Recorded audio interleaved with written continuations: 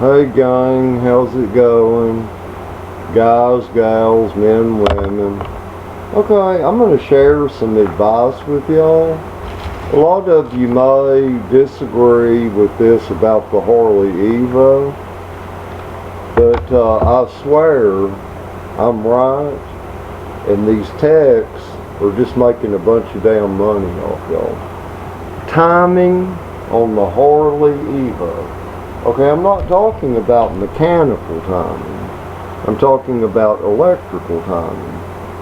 Or let's go ahead and talk about both. Mechanical timing on a Harley Evo is based on the shaft on the cam side of the engine, where the lower cam gear goes on the end of the crankshaft, which has a key, and some of them have an eccentric surface to where they can only go on there one way. And then the shaft itself is mounted to the inner right flywheel in only one way that it can go. So that is what's called fixed mechanical timing, which would be the same as a car engine in that regard. So that is always going to remain true and remain same, regardless of what you do. To where the cam, when you put the cam in the one cam that the Evo engine has, and the line mark goes on that, and it's going to be true. It's going to be the right mechanical timing. Okay. Now, I'm going to talk about the electrical timing. This, a lot of you are not going to believe me, but I swear that I know what I'm talking about. I have hands-on, I'm age 64, I have hands-on 48 years experience. Even though I was working on cars at about age 14, I had hands-on as far as timing, shovel head engines, and different engines on cars. Okay. You can electronically time your Evolution engine, your 1340 Evolution engine. It was made, some were made in 1984. That's when the shovel head design ended. Okay, they were made from 84 to 1998. Then starting in 99, you had the twin cam. So we're talking about the single cam Evolution engine from 84 to 98. Alright. The shovel head before it was a single cam also, and just about mechanically identical. Okay, that engine had points in it. Alright. Listen, because you will thank me enormously if you will listen to what I'm telling you. You can time that Evo on that nose cone cover the same as the shovel head with points was timed. The same way. It's simple. Because even though that Evo, it has the round, semi or slightly oblong ignition module. And it goes in that nose cone against that plate. Okay, and it's secured on there, it also is the same plate that was used for the points on the Harley Davidson shovel head. What it is, the two screw bolts that hold that plate in. Okay, there's a reader behind that on the Evo. Okay, okay, wait a minute. Your reader disc, it goes in first. It screws on to the end of that camshaft. Alright, then the plate goes over the top of that. And it gets signal from your ignition module. Alright, but that plate is the same thing that the shovel head has. And it's got two screw bolts that hold it in. Alright, let's take it from this direction so you're sure. On the nose cone, you have the 2 screws, you take off the nose cone cover. Okay, abracadabra, you're going to see your ignition module.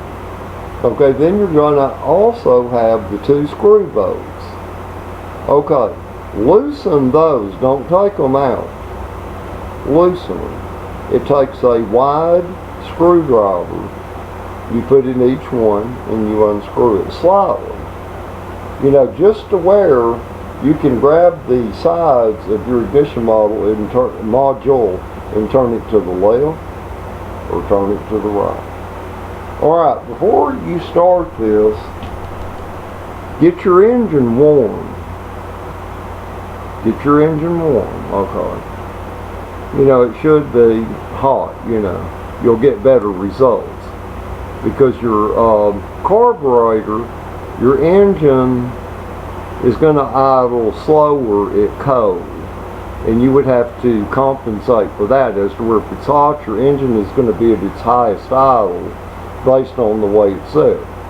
Alright, now, with that engine running, grab the ignition module by the sides. Turn it to the right, which will be advancing your timing.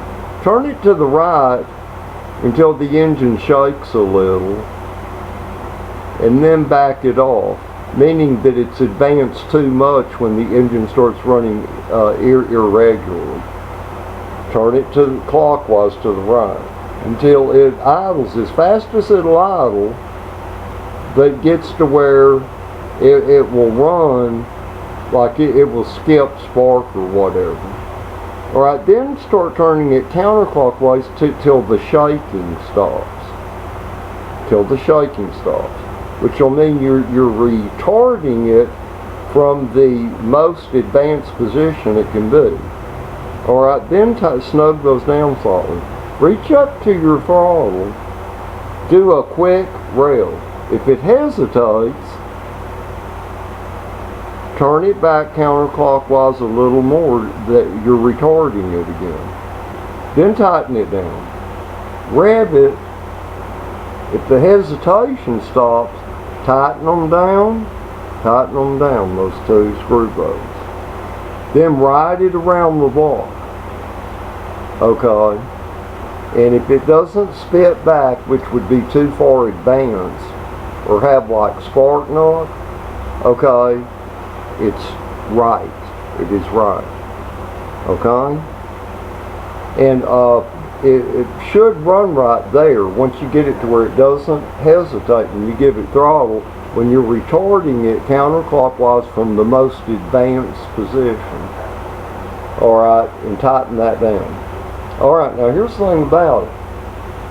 If you do it this way, my way will work better than if you take it to a Harley tech shop and they use the magnet to turn the light off, and they hook a scanner up to it and do it their way. My way will work better. And I'll tell you why. Because that module is set based on the conditions and for the best way that engine would run based on where it was manufactured and preset. The software inside that piece of hardware. But that does not fall true to the altitude, sea level, or climate you're living in. Same as the old shovel heads. You might be in New York with a Sportster or Big Twin shovel before 1984. And you might need timing a little more advanced or a little more retarded. But if you do it my way, that engine will run better and even run cooler and last longer than if you have a tech to it. Because see, it's a fact of matter. On a 4-stroke engine, whether it's a car with a distributor or whether it's a Harley Davidson V-twin 2-cylinder engine, same thing applies. They're advanced as far as they can go, and then they're retarded back from that point to where you have no spark knock and no acceleration hesitation. It's that simple. and you do it my way, your Evo will run as good, or in many cases better, than where you go have those adjusted by a tech. I guarantee you. Because see, the mechanical reality of that does not change. That engine, I don't care what kind of space-age sci-fi electronic ignition you have in any vehicle, the mechanical fixation build design of that, if you manipulate that hardware piece of equipment that's got software in it, when you turn it to the right or left, how far is it? It is advanced or retarded at idle, and then when you rev from then, and then when you lug a four-stroke engine pulling your weight and the weight of the car or the motorcycle, the results are still going to be the same. So it doesn't matter. Do it my way, and you'll save money away from the scam, racketeering bullshit, which they've made Harley Davidson into a racketeering scandal market today. But let's see, is there anything else I'd like to tell you people today? Reason I told you this, I like to help people. And you know, I've worked on heavy equipment. I've worked on heavy equipment, Caterpillar equipment, implement equipment, motorcycles. I was dealing with shovel heads way back in the late 60s as just a boy helping out or whatever. Because a lot of people had them back then in the late 60s. In the earlier 60s, the Honda Dream was popular. But when it got around 68, 69, 70, there were a lot of shovel owners here in Houston, Texas, where I live. Younger people. But good luck to you all, and no sense babbling on forever, but I told you how to adjust the timing on a Harley Evo. I told you how to do it, okay? I might get on here and make another one shortly, McCooney carburetors, how to adjust those. You know, a lot of people don't know these things. But good luck, and cheers. And good riding, by the way. Yeah. Okay.